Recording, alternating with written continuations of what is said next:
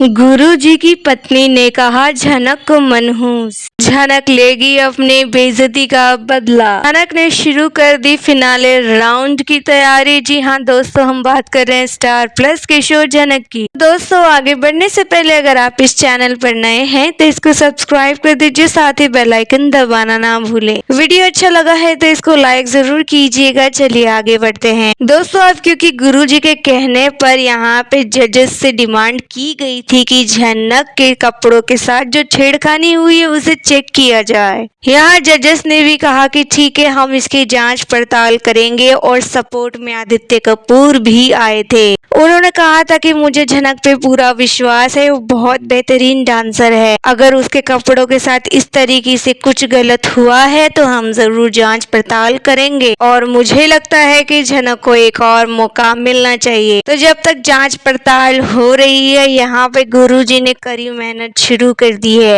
जी हाँ, यहाँ पे गुरुजी ने झनक को बताया कि अब हमें रुकना नहीं है। तुम सबकी जुबान बंद करवाना चाहती हो ना, स्पेशली ब्रिजभूषण की, जो तुम्हारे बारे में, तुम्हारी माँ के बारे में क्या क्या बोले जा रहे थे सबके सामने। उनकी जुबान तभी बंद होगी जब तुम सेमीफिनाले जीतोगी, ये शो जीतोगी, तभी लगेगा उनके मुंह पे ताला। और वो तब होगा जब तुम बहुत अच्छे से प्रैक्टिस करोगी। इन सब बातों से घबराओ मत। जब इंसान आगे बढ़ रहा होता है तो कोई न कोई बीच में आता है उसे पीछे खींचने के लिए, लेकिन हम पीछे नहीं हटेंगे, इन सब को पार करके आगे बढ़ेंगे। मैं ये जानता हूँ कि तुम्हारे साथ जो स्टेज पर हुआ वो बहुत बुरा हुआ, ऐसा नहीं होना चाहिए था। और ये भी जानता हूँ कि इस सब के बाद तुम्हारे मन पे क्या बीत रही होगी, तुम ठीक से सो भी नहीं पाई होगी। पर झनक, तुम डरो नहीं, मैं तुम्हारे साथ हूँ, हम आगे जरूर बढ़ेंगे, तुम बस प्रैक्टिस करो। फिर झनक गुरुजी से कहती है कि आप न चले जाइए, मैं प्रैक्टिस कर लूंगी,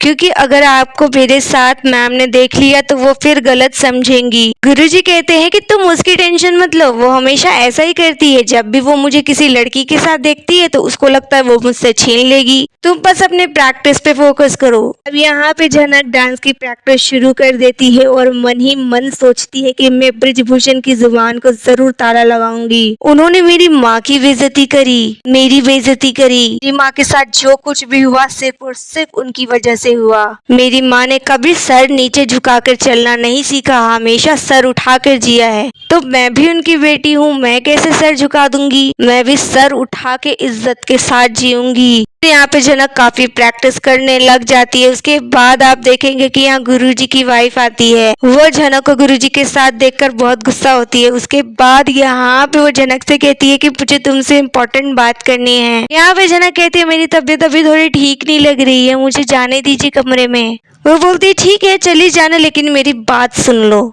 मैंने सुना है कि तुम हार चुकी हो और मैं तो बहुत खुश हूँ तुम्हारी इस हार से।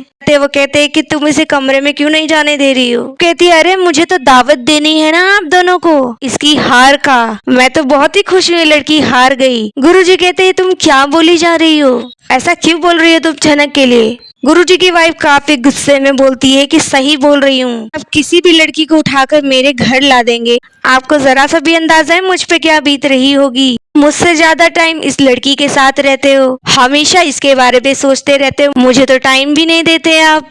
आखिर चल क्या रहा है आप दोनों के बीच। इतना सुनने के बाद गुरुजी को काफी गुस्सा आ जाता है। यहाँ गुरुजी की वाइफ झनक को मनहूस कह देती है। यहाँ गुरुजी काफी गुस्सा होते हैं और झनक को अपने कमरे में भेज देते हैं। तो दोस्तों, आपको क्या लगता है कि झनक को अपनी बेइज्जती का बदला लेना चाहिए या नहीं। यहाँ आपकी जो भी राय है आप हमें कमेंट में बताइए। वीडियो अच्छा लगा है तो इसे लाइक कीजिए, सब्सक्राइब कीजिए फॉर मोर अपडेट। धन्यवाद।